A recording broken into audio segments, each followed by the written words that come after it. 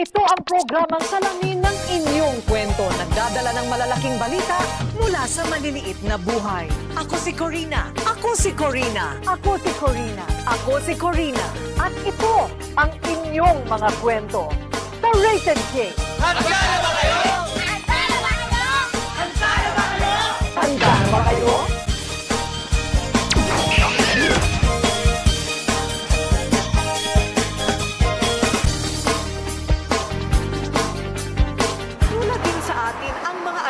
Dito sa Korea ay pinagkakaguluhan din.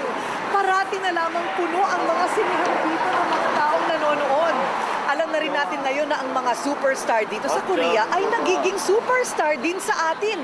At alam nyo ba, pinalad ang Rated K sa isang eksklusibo sa natatanging bulaklak na pinaligiran ng mga gwapong-gwapong F4 sa hit TV show na Boys Over Flowers.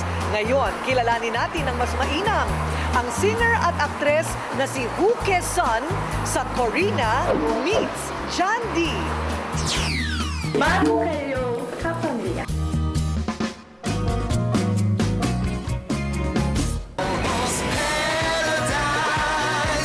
Matapos pumatok sa telebisyon ang Boys Over Flowers sa Korea, ang mga Pinoy naman ang pinakilig ng F4 at ni Jung Jan-D dahil sa istorya nitong Mala Cinderella. Ako si Go Jun-pyo. Marry me.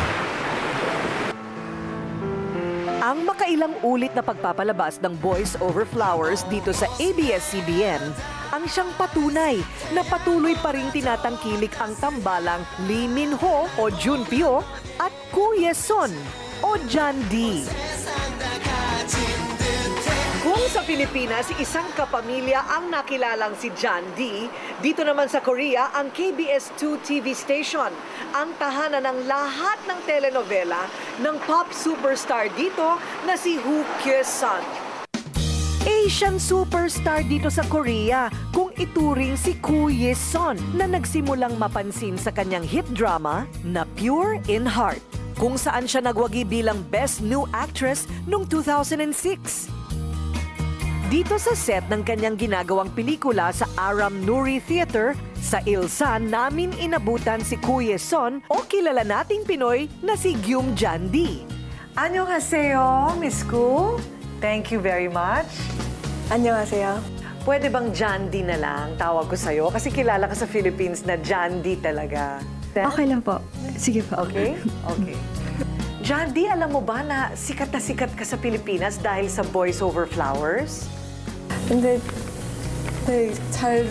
nabalitaan ko nga po yun na pinalabas po sa Philippines and hindi ko po akalain na magugustuhan po ninyo yung palabas namin. At masayang-masaya po ako sa balitang yan. Maraming salamat po at nakarating po kayo dito. Pinangako ko sa sarili ko. Dadalhin ko rito ang first love ko. Sa lakas ng tambalang Go Jun-pyo at Gyum Jan-D sa Boys Over Flowers, pinarangalan sila sa KBS Acting Awards ng Best Couple Award noong 2009. Ngayon natapos na ang Boys Over Flowers. Nakakausap mo pa rin yung mga F4? Meron ka bang paboritong F4 like Jun-pyo? Talaga bang close kayo ni Jun-pyo? Nag-uusap pa ba kayo? Nakikita ko pa naman sila lahat dahil naging close naman ako sa kanila. Minsan nagtatawagan po kami. Hindi po sila nakakalimot sa akin. So, what do you think of Jun-pyo? In the Philippines, they like the love thing, you know, the love thing. Talaga po? Like that. So, Thank you. They like both of you together. So, are you close to Jun-pyo? Opo, kumpara sa kanilang apat, naging mas close po kami ni Jun-pyo. Kasi mas madalas kaming magka-eksena. Kaya lalong tumatagal, mas lalo kaming nagiging malapit.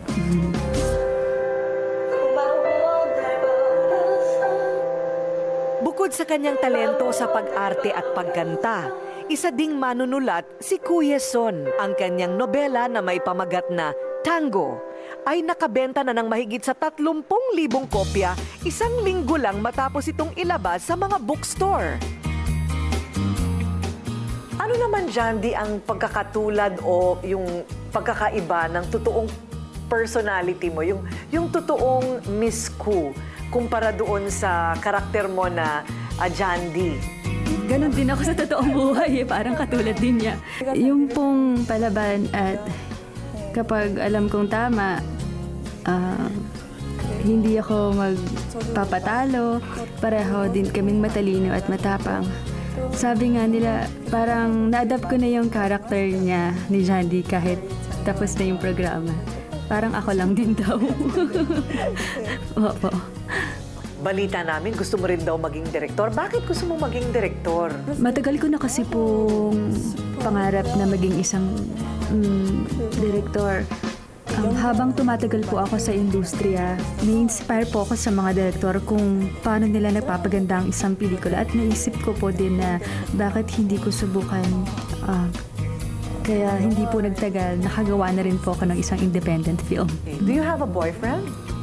Ay, wala po. No boyfriend. Wala po ngayon eh. Why no boyfriend? Siguro, naging busy po ako sa dami ng work at wala po akong time para dyan. Meron po ako noon dati, pero kung papala rin ako, susubukan ko po ngayong taon. Wow. No, but not getting married. No, getting married. Naku. Hindi po. Hindi ko po iniisip ang bagay niyan sa ngayon, lalo na hindi rin ako papayagan ng magulang ko dahil masyado daw akong bata para dyan.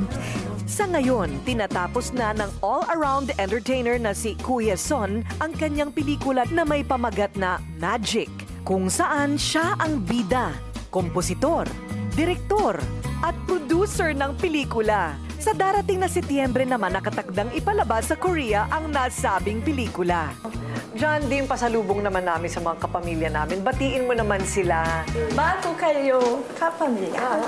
Thank you.